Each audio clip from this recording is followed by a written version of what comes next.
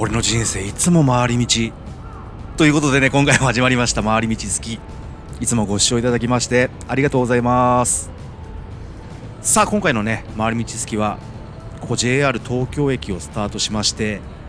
都内最強もしくはまた別の字で都内最強と言われその名を知られる東京大手町の将門港の首塚に向かった後、首塚に行ったらね必ず寄りなさいと言われている神田明神まで回り道ジョギングしていこうと思っております。それにしてもここ東京駅はね、いつ見てもかっこいい駅舎です。日本銀行本店のね設計なども手掛けた辰野金吾が設計して1914年だから今から106年前にね、開業しました。太平洋戦争で駅舎が燃えてしまい、戦後のね物資不足の中応急的な復旧工事がされたままであった駅舎ですが、2012年にね復元されました。その復元に関してね、東京駅は空中圏っていうのを周辺の開発ビルに売却するというウルトラ C でその復元の費用を捻出したそうです。この空中圏っていうのはね、本来東京駅の敷地で許される建物の高さ、それにね達していない部分、つまり使わなかった空間を周辺の開発ビルに売却して、買った方は本来の高さ以上の高層ビルを建てられるっていうわけ。すごいよね。もちろんこれどこでもできるわけじゃないみたいなんだけど、東京駅は本来の姿を取り戻し、周辺のビルは一層高層ビルにすることで、例えばテナント収入も上げられるってことで、本当まさにウィンウィンっていうことだよね。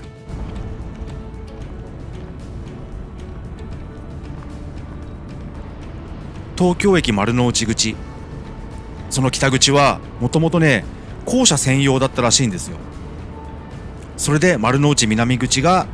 乗車専用、つまり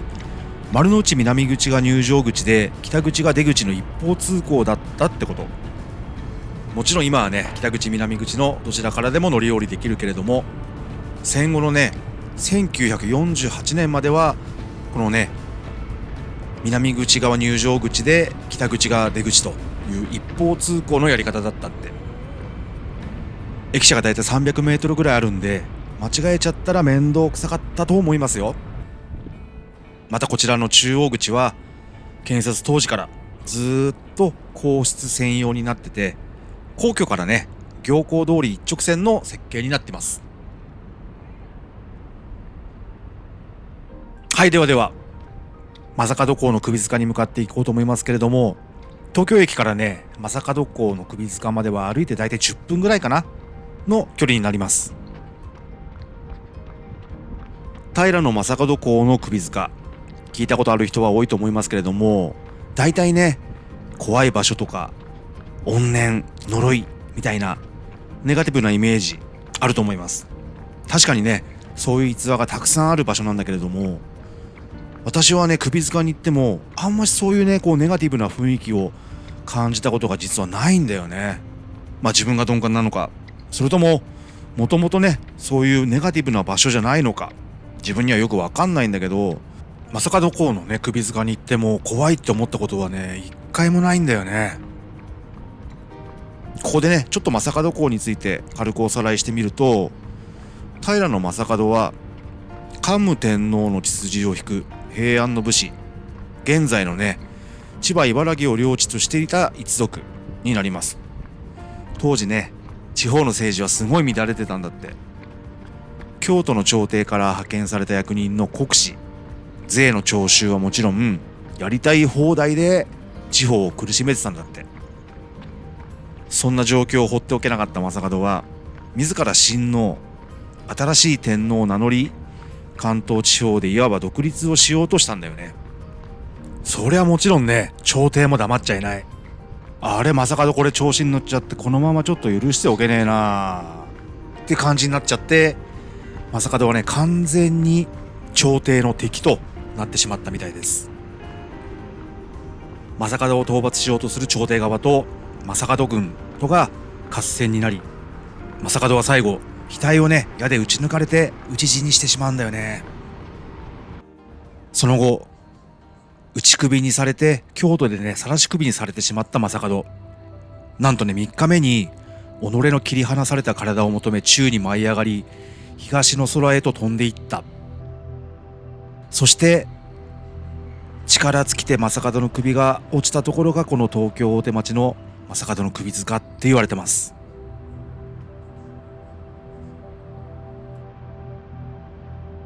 ここ正門港の首塚は周りを高層ビルに囲まれた中にある、いつ来ても花が手向けられていて線香の匂いが漂う独特の空間になっています。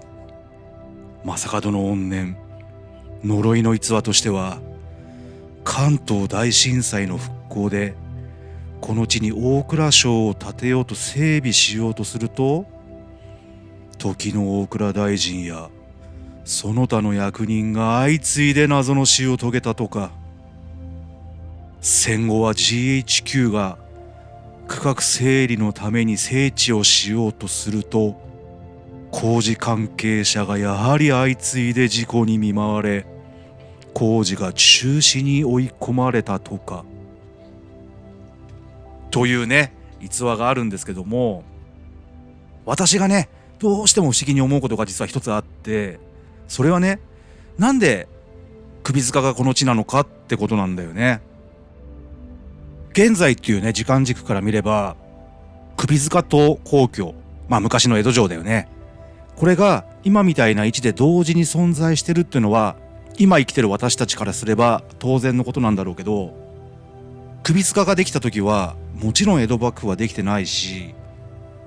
その後その江戸城がね皇居になるのも正門公時代から見れば随分と未来の話なわけでしょ。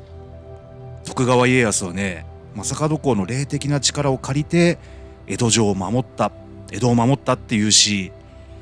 朝廷の敵とされた正門塚のすぐそばが現代では皇居なわけだし、正門公は全てを見通してたんじゃないかなって思っちゃうんだよね。江戸幕府ができることも、その後皇居になるってことも、正門公は短い期間だったかもしれないけど親王となり関東一円を治めたわけでしょ。自分の地元である関東が発展し日本の中心になることを予見して、それを見守るために邪魔をしようとする者たちを怨念って形でもって排除して、今なおこの地に眠る。信じるか信じないかはあなた次第です。ということでね、もう一つ、正門塚はねパワースポットとしても有名なんだよね。金運、恋愛運、仕事運、それとねこのカエルの置物、亡くなったものが帰る、無事帰ってくるって意味で備えられたもの。皆さんもね恐れずに一度訪れてみてはいかがでしょうか。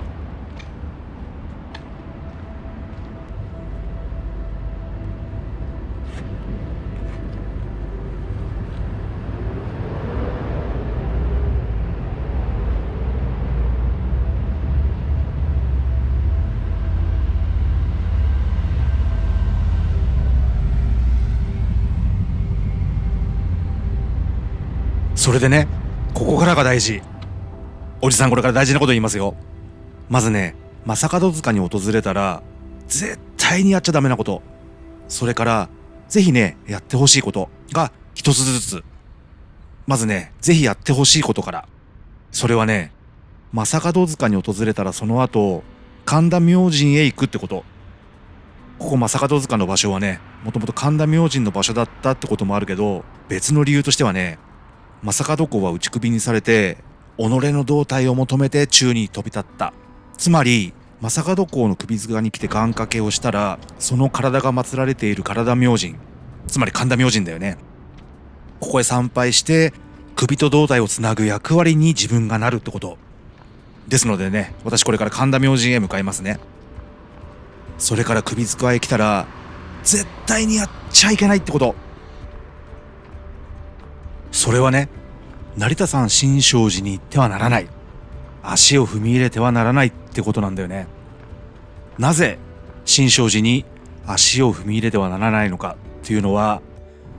朝廷の敵として討伐された正門公、朝廷側との合戦の際はね、優位に戦を進めていた側面もあった。これにね、業を煮やした朝廷側はとある僧侶に勅命を下したんだよね。僧侶の力を借りざるを得なかったってことなんだろうけど、この僧侶は不動明王像を都からある場所へ持ってって将門討伐の祈祷をしたんだって。これをするとね、それまでの戦局が一変、結果将門公は討ち死にしてしまった。そう、その僧侶が不動明王像を持って行って祈祷したってところが今の成田山新勝寺だからね。将門公にすれば成田山新勝寺こそが因縁の場所、自分をね非業の死に貶めた場所、そこにね足を踏み入れたものを私は容赦しないってことなんでしょうね。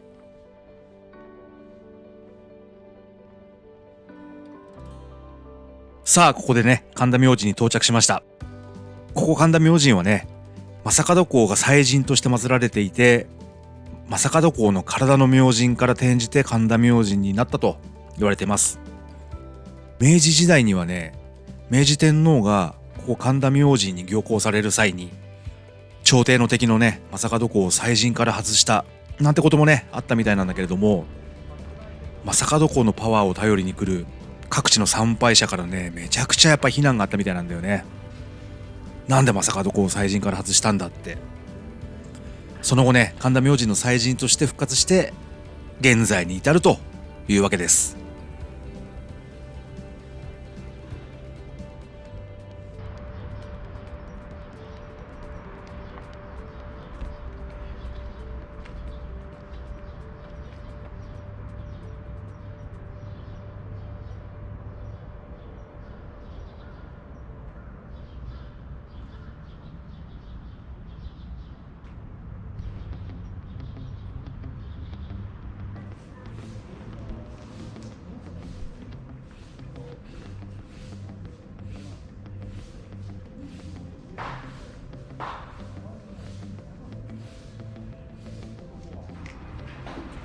それでは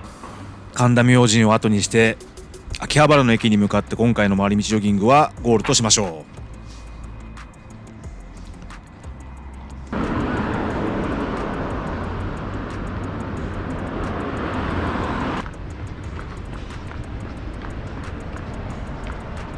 秋葉原の駅前のね UDX には美味しそうなご飯屋さんたくさんありますよ。神田明神でね参拝して街ぶらした後、ここでね一杯飲んでから帰る、食事して帰る、そんな休日をね過ごしてみてはいかがでしょうか。